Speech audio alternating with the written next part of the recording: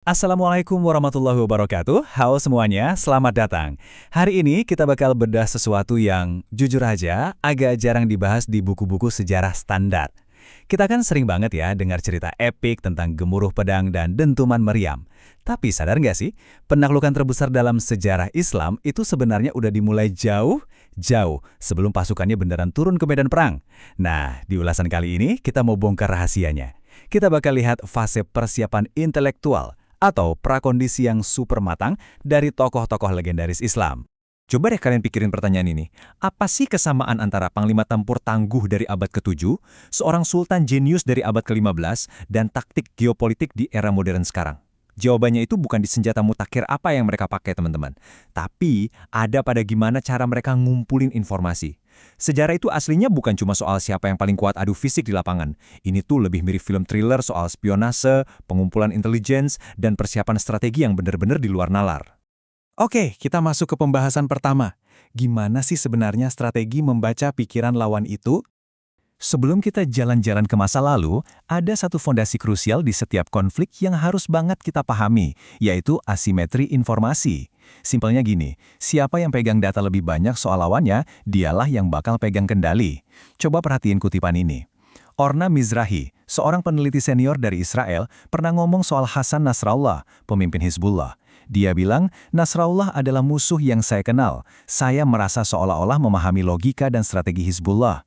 Nah, kutipan ini ngasih lihat secara objektif sebuah prinsip yang gak akan pernah basi. Kalau kita mau bertahan atau menyerang, pahami dulu logika, pola pikir, dan karakter lawan kita. Itu kunci utamanya. Nah, sekarang mari kita mundur ke abad ke-7.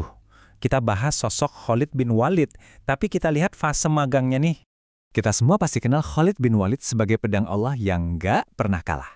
Tapi, sebelum beliau masuk Islam, masa mudanya yang dihabiskan buat berinteraksi sama orang-orang Romawi itu bukan sekedar cari cuan dagang biasa loh.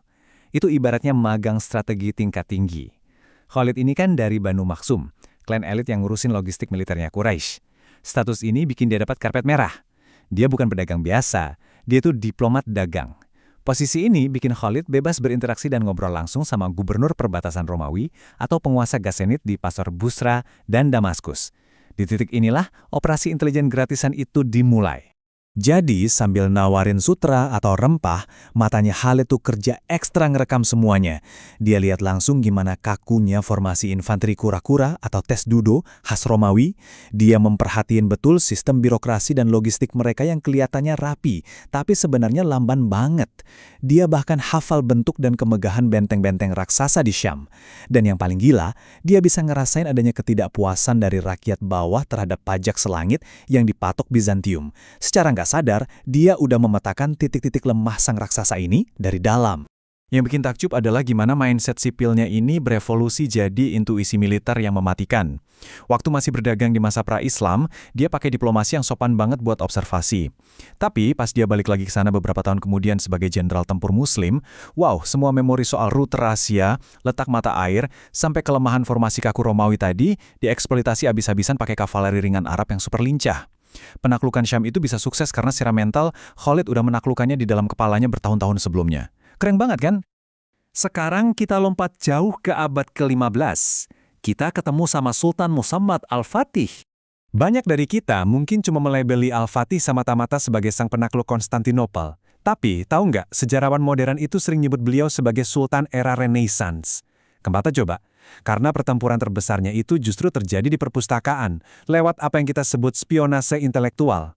Ini tuh seni ngumpulin intelijen dengan cara membedah bahasa lawan, baca sejarah mereka, dan ngebajak teknologi peradaban mereka.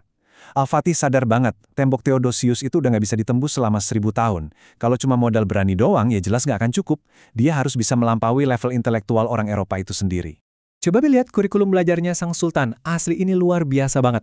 Buat sejarah, dia baca kisahnya Julius Caesar dan Alexander Agung.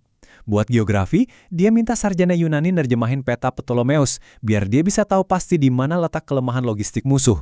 Beliau juga fasih bahasa Latin dan Yunani loh, jadi dia bisa baca dokumen intelijen musuh dan naskah klasik tanpa butuh penerjemah lagi.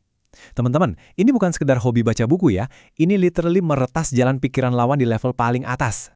Persiapan strategisnya tuh super sistematis. Pertama, dia kuasai bahasanya dulu buat paham data. Kedua, pas tahu Kekaisaran Bizantium lagi krisis keuangan dan gak sanggup bayar insinyur senjata dari Hungaria bernama Orban, Al-Fatih langsung rekrut dia. Ini namanya transfer teknologi cerdas buat bikin meriam raksasa. Dan ketiga, dia pakai ilmu teknik sipil tingkat dewa buat ngebangun benteng raksasa Rumelihisari cuma dalam waktu 4 bulan aja, demi ngeblokir jalur logistik laut lawan. Kalkulasi yang benar-benar presisi. Oke, terus gimana dong aplikasinya di era modern yang serba canggih ini? Konsep mengenal musuh dari dalam ini bukan cuma dongeng masa lalu yang udah basi. Berdasarkan sumber yang kita ulas, cetak biru strategi ini ternyata aktif banget dipakai di konflik modern yang pastinya jauh lebih kompleks. Contohnya, kita bisa lihat pada tokoh Yahya Sinwar. Sumber mencatat nih, selama bertahun-tahun di dalam penjara, dia nggak cuma diam. Dia ngehabisin waktu buat belajar bahasa Ibrani, menelaah sejarahnya, dan benar-benar nguliti seluk-beluk budaya serta karakter militer Israel. Nah, pemahaman intelektual yang mendalam ini yang kemudian jadi fondasi dari strategi operasi tanggal 7 Oktober 2023. Sekali lagi, secara objektif, kita bisa lihat bahwa penguasaan detail soal bahasa dan karakter lawan itu selalu jadi amunisi yang luar biasa penting. Nah, dari semua sejarah tadi, mari kita tarik benang merahnya buat kita di sini. Dakwah berkelanjutan di Nusantara. Buat kalian, Gen Z Indonesia, medan tempurnya jelas sudah beda. Kita nggak lagi diminta buat ngeruntuhin tembok bata raksasa atau nyiapin kavaleri kuda. Tapi esensi strateginya persis sama. Menguasai ilmu pengetahuan global hari ini artinya kita harus bisa menyerap sains, teknologi, sama sistem ekonomi modern, plek ketiplek kayak yang dilakuin Al-Fatih ke ilmunya Eropa dulu. Terus kita integrasiin deh nilai-nilai Islam ke dalamnya buat ngasih solusi ke tantangan Indonesia zaman now. Dakwah Nusantara kita hari ini wujudnya adalah menciptakan model pembangunan yang berkelanjutan secara ekonomi, menjaga keseimbangan ekologi alam kita, memperjuangkan keadilan sosial, dan pastinya tanpa kehilangan makna spiritual kita. Itulah bentuk penaklukan strategis buat generasi kita sekarang. Dan akhirnya, semua ini ngebawa kita ke satu bahan renungan yang sangat penting. Sejarah udah ngebuktiin berkali-kali penaklukan sejati itu selalu dimulai dari penaklukan ilmu pengetahuan. Entah itu dengan nongkrong amatin pasar di Syam, bedah peta kuno Ptolemeus, atau belajar mati-matian memahami karakter lawan. Jadi, pertanyaan saya buat kalian semua. Ilmu apa nih yang lagi kamu pelajari dan kuasai mati-matian hari ini, supaya bisa jadi senjata utama dakwahmu besok? Coba deh direnungin sama-sama. Terima kasih banyak ya udah nemenin ulasan kita kali ini. Teruslah belajar dan wassalamualaikum warahmatullahi wabarakatuh.